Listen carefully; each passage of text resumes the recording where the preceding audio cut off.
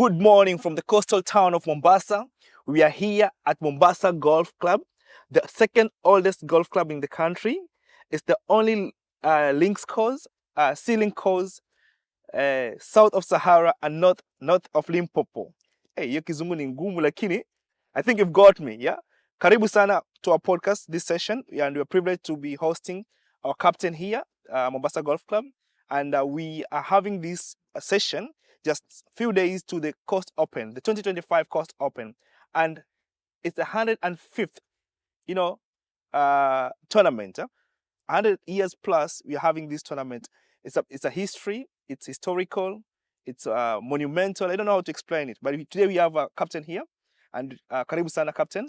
Thank you so much. Maybe you can introduce yourself. My name is George Mokaya. I'm the golf captain, Mombasa Golf Club, one of the oldest clubs in the country. Yeah. As you heard, it's the only links course in the southern of Sahara and northern of Limpopo. We're happy to be hosting this event at our club. This is a very historical club, event for us. Yeah. We've been hosting it for the last 105 years, from 1913 to date. So it is a monumental event. That's something that we are so proud of, keeping the heritage of the club until that long. Yeah. So how prepared are we to host this tournament? Keeping in mind that it's one of the biggest tournaments that we are hosting, the elite amateurs coming to the coast. Maybe as a club, how prepared are you? Maybe a brief of how you've been preparing for this tournament. Before you also answer that question, this is the first event under your captaincy. Yeah, after being confirmed as the captain of this great club, this is the first major event that you're hosting. Maybe how prepared are we for this tournament? Maybe just to rub it in a little bit more, this will be my second biggest event after Tanahir. Wow. As you've known that we are the centennial champions of Tanahir. Yes. We've won it for the 100 years. So that will be there for us until our lifetime. Okay. Because you don't turn 100 years any other twice. It only happened once. So we won it for the centennial under my captaincy. Okay. And I'm very proud of that. Barry Cup, yes, this is the first time I'm hosting it as the captain of the club. And indeed, we've gone out of our way to make sure that all is well. We've invested heavily on redoing the greens, that we've managed to keep them in top shape. We've also worked on the fairways, filled up any possible patches and all that. I think we've put in more resources this time to host this event. And as I said again, being the 105th edition and keeping with the club tradition, we don't hold back for this event. This is our premier event as Mombasa Golf Club. Nice. Maybe some of the biggest names that you will be hosting this coming weekend. Who do we expect? Do we expect a person from Mombasa to win this tournament? And maybe when was the last time that's an amateur from the club that has ever won this event? Oh, we've had proud moments, and I'll say this time we have our top elites all lined up for the event. The likes of Henry Kamau, currently playing handicap +1. Okay. We also have Faisal Lasker, who will be playing very consistently. We have the William Kagutas who are coming on board. Adel Balala, who is also on board.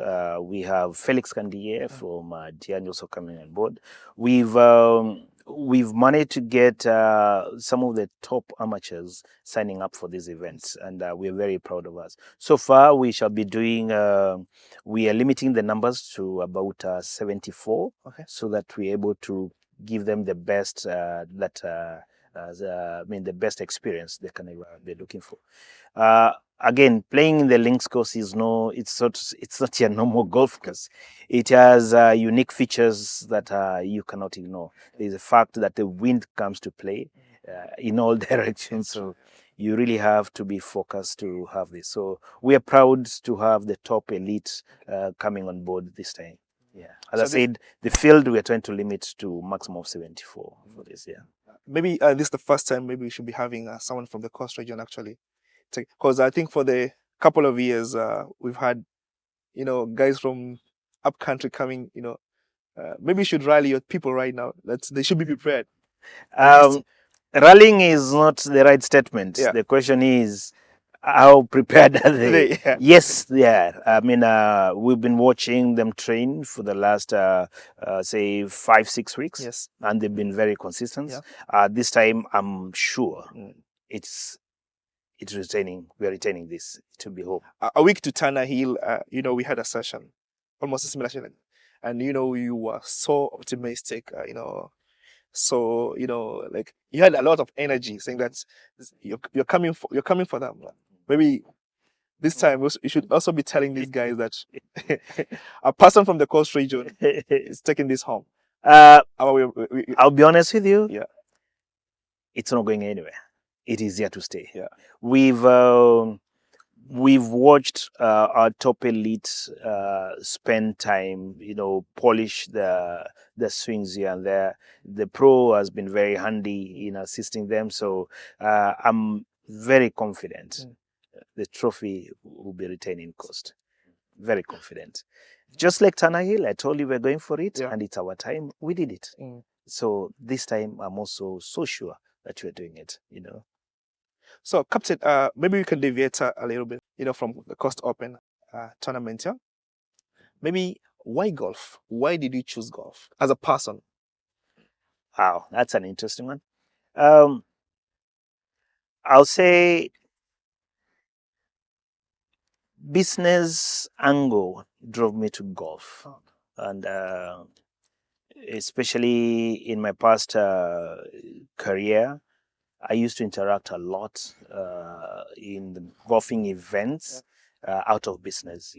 And initially, I couldn't understand how people were spending, a whole day at the golf course. And to me, it was a little bit weird. Yes. Until I got the bug. When I got introduced to my former boss, and I'm in touch with, he's late, and I appreciate him so much. I was introduced to golf by the late Joe Wanjui. He was my boss for quite some time. And so we attended quite a lot of golf events with him. And eventually I realized it was a very nice meeting point and connecting point for most of the business that we are doing. And my peers also were in it. So I think I didn't think twice. And I realized that is a place to be. It is a perfect networking place. Yeah. It is perfect for, you get people in a calm, relaxed environment. Sure. You enjoy one thing in common and you talk a lot. You have 4 hours to spend with each other. Yeah. So there's a lot that can happen within those 4 hours. I will encourage anybody who has not taken up that sport. This is the sport. Yeah. Yeah. It gives you time. You're walking, like in open spaces, which is very nice. And I don't know if you're thinking of healthy setup, this is the best thing you can ever do. Golf is life. So when did you start playing, and has your handicap ever improved? Golf is a seesaw. You have your good moments and your bad moments. Yes, the best handicap I've played is 11. I didn't last for 2 months, and then flip back again. Okay. And I went to almost 20s, and I couldn't understand what was happening to me. It was frustrating. But I'm happy. I'm back to 15, handicap 15. Yeah. So I'm working on it, and I know I could have loved to play Barry Cup, which has been the tradition of the club. Yeah. But also just to make sure that I'm also working on logistics, trying to be behind the scenes, make sure the event runs. It becomes tricky as the captain of the club playing your own event. Gotcha. It becomes a little bit tricky. But I'll work with all the players. I'll try to work with the players and appreciate what they're doing. Yeah. Yes, as I said, it's a seesaw. I mean, you've got good times when your handicap you flourish and you're the in thing. Then somehow you change your swing or you change your clubs, you change your stand, everything goes haywire. So golf is a challenging game. I mean, there's no guarantee that what I played yesterday I'll play today, So it depends on how you've conditioned yourself for the game. And at times you can just have a bad day. Yeah. And most of the time, and trust me, the best shot is that one shot that you feel, wow, I got it right. That is the best feel you can ever have. Golf is the best addiction you can ever have. Have you ever thought of, discarding your bag, discarding your clubs because you're frustrated? For the second, yes, but then you realize you still have another shot to hit, so you keep on going. Um, uh, Golf teaches you concentration and focus, so you can. It's not a game you just this. You can try to be away from golf, but trust me, you get yourself back. And it opens, as I said again, it opens all the networks you're dreaming of. So yes, it's a good game. It's a good game. There's that notion that golf is for, the old men, it's for the elite. That's one thing that we at Golf School are trying to demystify. Maybe from you, do you think this game for selected few is golfing club? A golf club's like a cult society or something that, for few individuals or for few people. That is the biggest misconception about golf. I'll say it's the biggest misconception. Golf is not about money. No, it's not.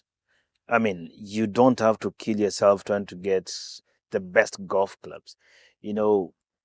Just like golf clubs are just like cars. You don't have to drive a Mercedes Benz to be on the road. True. You can as well drive a tuk-tuk and you're on the road. So it doesn't matter. Your drivers at the end of the day. So golf is not an expensive sport as people have put that notion. Yeah. It is actually a very manageable sport. I'll even tell you, football may be more expensive than golf. Other than the equipment, the rest is just club membership, which depends on your location or maybe your preference. You have clubs which have minimum entries as around 60,000. Maybe maximum, some will go to 100,000, some could go 400, 500,000. So you have an option of which club to belong to, and or what you pay is normal subscription just to maintain the. Yes, it costs a lot to maintain the greens, maintain the club, or to maintain even the fairways. So that's all what you pay for, just to maintain the facility. Okay. I'll say if it's expensive, then I'll tell you that's a very big misconception. It's not. Are there opportunities for the youth? Because some of the questions that we get most of the time, is are there opportunities for the youth, especially, right now we're looking at monetizing everything. Right? So people are looking at, I can run, make some money. I can try and play some football here and there, get some money. Are there opportunities for the youth to monetize or to make money from golf? Golf is lucrative, and you just need to up your game, play better as you lower your handicap. I mean, eventually turn pro for those who wish. Yes, golf is lucrative. For example, we've put in a prize kitty for Coast Open at 400,000 this year. I mean, that will be divided amongst the top players who will win the event. It has been the case for all the events that are running the country. So yes, you can live off golf. Okay. You can live off golf as a trainer. You can live off golf. For example, there's some who join golf through caddy ranks. Learn the basics, assist the players on the course. Eventually, you learn the game. Then most golf clubs will offer their caddies at least 1 or 2 days to play, and they play for free. So eventually, they learn the game. And when they lower the handicap or play better, they're also allowed to participate in events. So eventually, you can monetize golf and you make a good living out of it. I want to recognize one of the main sponsors of the golfing currently in the country. NCBA Bank has gone a long way, especially in supporting golf talent. Yeah. For example, the golf series, and Kenya Amateur Golf Series is sponsored by NCBA Bank. They've put in quite a good, they more or less support 50-50 on any club that is hosting the tourney. Now, for example, what the prize kitty we're putting out, NCBA is sponsoring half of it, and then the club sponsors the rest of the amount. And this has been the case in the circuit. So you realize that's why most of the elite golfers will not want to miss any of these events. It is very nice. I think the amateurs are getting, it's now monetized. Initially, it used to be gifts, golf bags, and all that, but now it's been monetized. So they're making actual money from the event. So that is why it's even becoming more competitive because there's a reward. Yeah. In terms of the junior, yes. Again, NCBA has invested quite a lot in promoting the junior golf.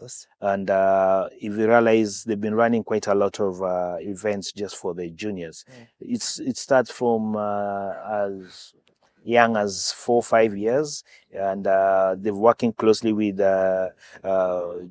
Junior Golf Foundation, which is JGF, which is going also to schools or kids when they're on recess. Yeah, so they're able to train them.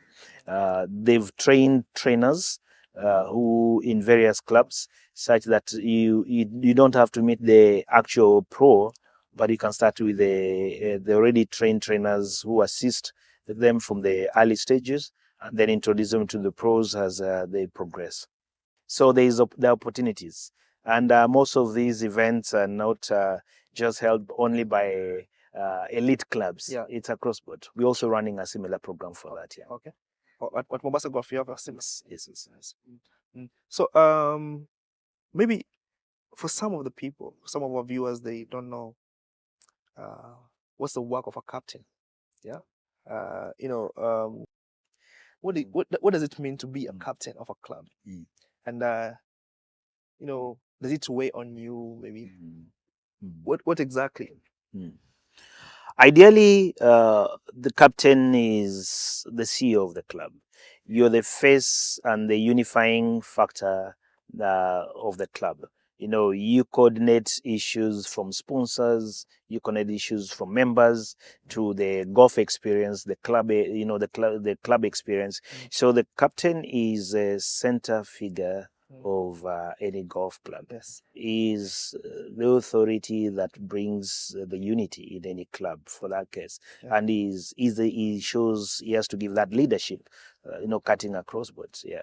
The other officials, for example, who assist the captain, I mean, he doesn't work around. He work with the vice captain. Yeah. You will have the club treasurer. You will have the club secretary who will do all the correspondence. The treasurer will handle all the financial decision that needs to be done. Then you have the vice chairman of the club, and of course now the father figure of the club is usually the chairman. That is the father figure of the club. So with all these officials, and of course the greenkeeper was in charge on the actual operations, and then with that now you're able to coordinate all the activities of the members in the club. Yes. Yeah. A club is like a second home. Okay. So you have that setup that you have to put, that everybody has a role to play, and then the officials kind of put the club together and ensure members enjoy the experience, which the paying subs for. So I can take you a little back, kidogo. Apart from the Coast Open, which are some other big events that Mombasa Golf Club, you host annually, and maybe how has it been so far? For this year, I remember there's some time, especially around COVID, there were not so so much was happening, yeah. But 5 years down the line, maybe what has been the case so far? A lot has happened. I mean, many events have come up. Just to other than the inter clubs, for example. Let me start locally. We've recently, together with all the coastal clubs, introduced a coastal inter club. Where we play home and away for all clubs. So, for example, we had Leisure hosting the inaugural one. We went to Malindi. We did Jali. Eventually, we did Mombasa. Yes. And the same thing is happening this year. Oh, but then we won the first one. Okay. That is last year. The same case in this year. We've played the first one in Leisure. We'll be hosting them here sometimes next month, and then we'll be proceeding to Malindi and we proceed to Malindi for the final one, because initially the other one we also did. We played Leisure first one. We played Nyali the second one. Mombasa is hosting the third, and then the finals will be in Malindi. I miss. So that is just what we're doing locally. Other than that, there is Patrons Cup, which is coming up in Movaiga towards mid-August. So we're also taking the Mombasa team for the event. It's also an invite event whereby we're having a number of clubs that have been invited for the big event. Then of course we shall be having the club. I mean, a number of events, sponsored events. We have lined up about 10 sponsors between now and about end of September. For club events, especially on the Saturday events coming up. Thank you so much for your time. We've talked so much about the Coast Open, and maybe I can give you an opportunity now to welcome the people who will be coming to this tournament. What is lined up for them? Is this just going to be the normal Coast Open, or to be going to be different now that you are the new captain? Is it different from any other time that Mombasa Golf is hosting this tournament? Will it be different? How different is it going to be? And maybe talk to your people. They should be hearing from you as a captain. I think this time we've gone a notch higher. As I said again, having introduced irrigation on the course, we've ensured that the course is green all through, and also the rains have re-assisted us. As I said, we've redone the greens. They're running way faster, much better than any other time that anybody has played down here. So what I'll say is, welcome to a new course. It's not just be the normal experience. I'll say welcome to a new course. For sure, I can guarantee them perfect playing conditions. That's for sure what I can guarantee them. Bring your A game, and trust me, you'll enjoy it. We've also arranged good catering for the players, so they'll be entertained and they'll have enough to eat as they play. So there will be no excuse of why I didn't play better. Maybe I was hungry, and that's so we'll be arranging that for them. And KG has also arranged for referees for the event and the coordination of the draws, so that will be done in good time. We've made sure that the course marshals and referees are well catered for to ensure that the event also run well. We have huge support from our members. They'll be coming on board. We have so many volunteers from our membership who are coming to assist us in the event. So just to make sure that it runs smoothly. Other than that, and we've got a lot of support from neighboring clubs. I know we've been convincing our own members who are not playing, but we've managed to arrange courtesies in the neighboring clubs so that our members will also have a chance to play their golf, just in case they will not be attending the Barry Cup as fans for that case. Yeah. The few years I've been in this business of supporting and promoting golf, I've come to realize that in newsroom you might ask someone for a putting shot, but not a golfer. Whenever you ask a golfer, what's the putting shot, they get confused. So what will be your last one as you wind? What I will tell all golfers coming in, this time it's a Mombasa affair. Yeah. Come play your golf, just know it's a Mombasa affair. Yeah. The trophy is remaining home. Okay. That's what I can do. Thank you so much, Captain, for your time, and we really appreciate creating time for us. And you've also been one of the biggest supporters of Golfscom, and we really appreciate that. We don't take it for granted. And this coming weekend, I think we'll be live from here covering the event, and we thank you so much for your time. So it's been a great time having you here, and we really appreciate it. Thank you so much. I think it's a pleasure having you on board, and I also wish to appreciate, as I said again, appreciate NCBA Bank for sponsoring this event. I mean, it's going an extra mile. Golfscope for coming through and ensuring that the publicity is out there, and most also to our players, especially our local players, the likes of Henry Kamau, who has been very supportive in ensuring that guys, the course is also being prepared in a good shape. And for our Mombasa golfers, This is your time. Let's make it big. Thank you. Okay, guys, thank you so much. We're coming to an end of this podcast, and we were privileged to have Captain Mombasa Golf Club, George Mokaya. Thank you so much for being with us, and see you on to the next episode. Asante.